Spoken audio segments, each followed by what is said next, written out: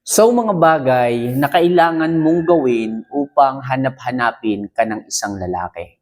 Oo mga kamamay. Kung sa relasyon ninyo ngayon, ikaw yung tipong parang laging naghahabol sa kanya, ikaw yung tipong nagiging needy sa kanya, yung tipong wala lang siya sa mga mata mo, lagi mo na siyang hinahanap, nangangamba ka na baka mamaya kung sino ang nakakausap niya, sinong nakaka-chat niya, sinong ine-entertain niya. Kung ganyan ang nararamdaman mo kamamay, pues gawin nating reverse o i-reverse natin kung ano man yung flow ng inyong sitwasyon, ng inyong relasyon kaya, 'di ba? Ang ibig sabihin dito, ikaw naman yung tipong hahanap-hanapin ng isang lalaki, hahabol-habulin ng isang lalaki at mangangamba sa iyo ang isang lalaki na baka ikaw yung may kinakausap, ikaw yung maghanap ng iba. Sa madaling sabi, ikaw naman nga ngayon ang hahanap-hanapin ng isang lalaki once na gawin mo lang itong mga bagay na i-share ko sa iyo. Kaya mga kamamay, dapat meron kayong tapang na gawin, panindigan itong mga sasabihin ko. Kaya mga kamamay, kung handa ka na, huwag mo muna sanang kalimutan na mag-subscribe, mag-like, at syempre mag-comment dito para naman makilala rin kita. Kung nagawa mo na yan, huwag natin masyadong patagalin, simulan na natin ang topic ngayong umaga na ito.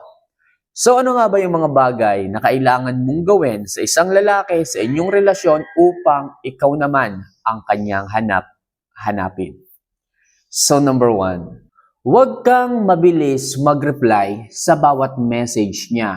Tandaan niyo mga kamamay, pag palagi pong nakikita ng isang lalaki na lagi kang nandyan, laging ang bilis mong mag-reply, lagi kang available sa kanya, aakalain at iisipin niya na hindi ka mawawala.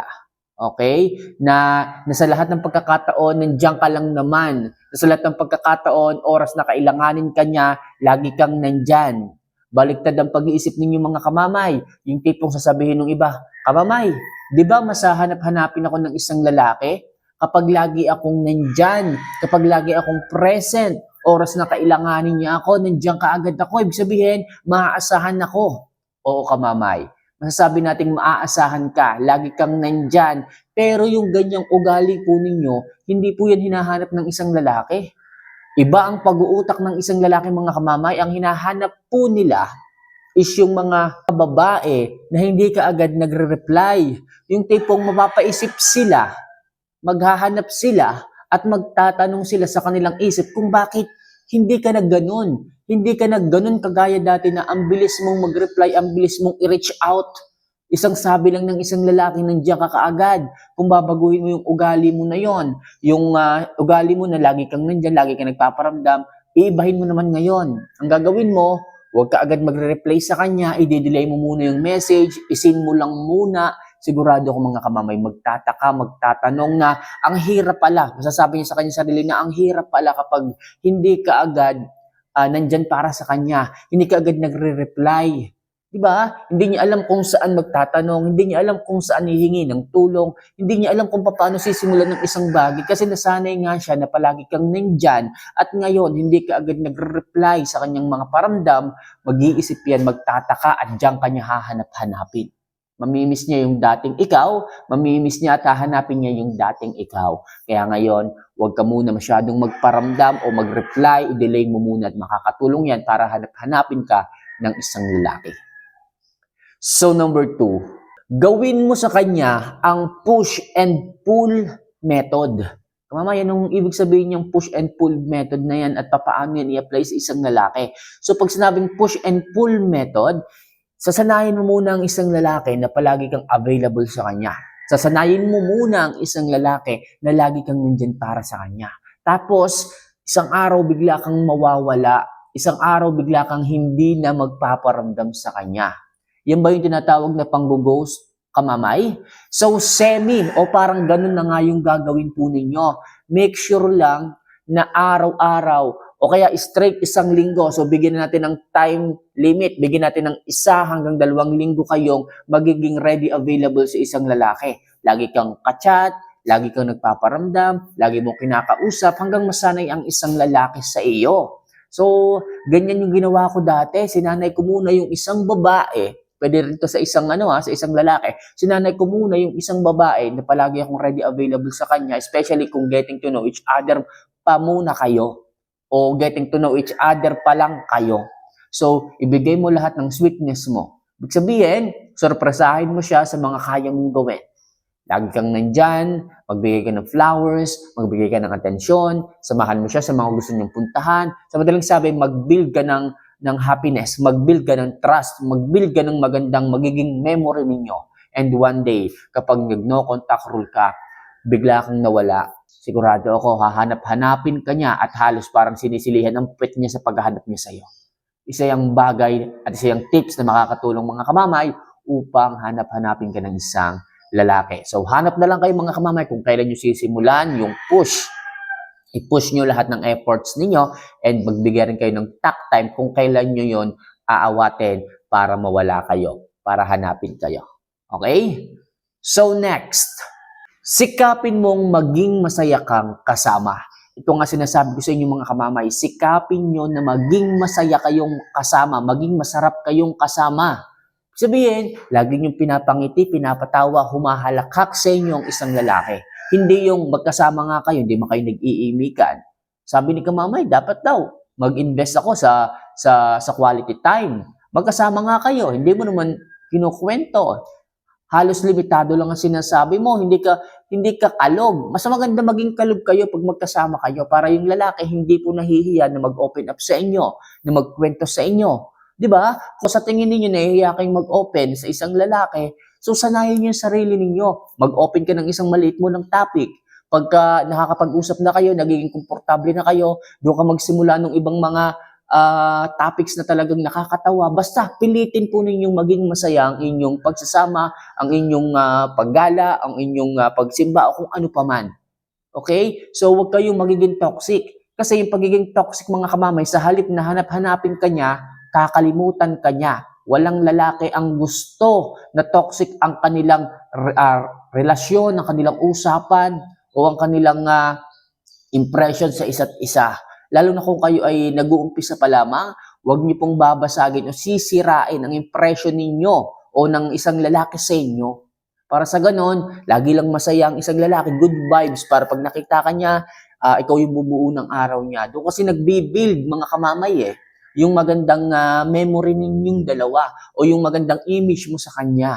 Pero kung toxic ka sa kanya, malamang sa malamang hindi ka niya hahanapin, baka maghanap na agad siya ng iba. Okay? Mas maganda po mga kamamay na nandoon yung sigla, yung excitement ng lalaki para mas kilalanin ka pa. Kapag kasi tumatawa, ngumingiti, humahalakhak ang isang lalaki kasama kayo, so naiintriga para kilalanin ka pa niya. At pag gusto niya kilalanin ka pa, doon siya ngayon maghahanap sa iyo. Doon siya ngayon magtatanong sa inyo ng ibang mga bagay patungkol sa buhay niyo. At doon siya magiging interesado at palagi ka nang hahanap-hanapin. Okay? Maliwanag tayo dyan So next, huwag ka masyadong mag-chat o mangulit. Oo mga kamamay, yung iba tuwang-tuwa dyan. Ay, grabe. At talagang ang saya ko kanina nung kami magkasamang dalawa ng lalaki na yun. Kukulitin ko nga, tatanungin ko nga muna ulit kung anong nangyari na, kamusta siya. So, ang nangyari, halos oras-oras ka na nagpaparamdam. Halos minuminuto ka nang nagchat-chat. Tapos, hindi na nga nagre-reply yung lalaki. Dire-diretso pa ang pag-message mo sa kanya. Kaya yung lalaki, once na mabuksan niya yung cellphone niya, makikita niya ang dami niyang kailangan replyan. Naboboring tuloy. Isa-isa lang. Mag-send ka sa kanya ng message. Kung hindi nag-reply o nag-send lang, hayaan mo lang muna. Okay, baka may ginagawa, baka may inuuna. Tandaan nyo, hindi obligasyon ng isang lalaki na replyan kayo kaagad kung lalo na kung wala pang kayo. Baka isipin ng isang lalaki, dami naman itong paramdam, ang dami naman itong chat, ang dami naman itong message, obligado ba akong replyan to? Parang kami na kaagad Parang assuming naman itong babae na to. Kung mag-reply, magtanong, wag ko nga replyan. O di sumama ang image nyo pagdating sa isang lalaki. Kaya wag kayong mag-chat muna lagi at mangulit. Parang isang lalaki ay hindi na-pressure. Okay? Pag kasi, halimbawa, nagsama kayo, gumala kayo, at nag-enjoy yan, hahanap-hanapin ka nila. Hayaan mo silang maghanap sa inyo. Kahit hindi ka magparamdam dyan, halimbawa, lumabas kayo, gumala kayo, at nagustuhan ka niya. Nagustuhan niya ang vibes mo. Nagustuhan niya ang ugali mo. Kahit hindi ka magparamdam, pagdating nyo ng bahay, siya mismo mangungulit sa inyo. At mas maganda yon kasi siya yung nag-i-invest ng panahon, ng oras, ng nararamdaman sa inyo. Kaya please, kung gusto nyong hanapin kayo ng isang lalaki, huwag muna kayong masyadong mag-chat o mangulit sapagkat makakatulong yan para mag-build, okay, ng pagkamis ng isang lalaki sa inyo. And last, kung tinitiis ka, hayaan mo muna. Yes, mga kamamay, kung kayo man ay nasa relasyon, mag-asawa, kung tinitiis ka niya, okay, halimbawa nagkatampuhan kayo, halimbawa nagkaaway kayo, hayaan mo muna, hindi siya nagpaparamdam, hayaan mo muna. Kasi may mga bagay talaga na minsan iniisip, kailangan mo na magpalamig ng ulo hanggang sa ma-realize ng isang lalaki na, okay, nagkamali din pala ako. Okay, hindi dapat pala ako nagpabigla-bigla. Dapat pala hindi ako nakapagsalita ng masakit sa kanya. So mag-iisip din ng isang lalaki. Magmumuni-muni yan, i-analyze niya ang sitwasyon, yung kanyang mga nagawa hanggang sa ma-realize niya na, nagkamali ako. So magpaparamdam ako, hanapin ko yung isang babae na to kasi hindi nagparamdam, baka nagtampo.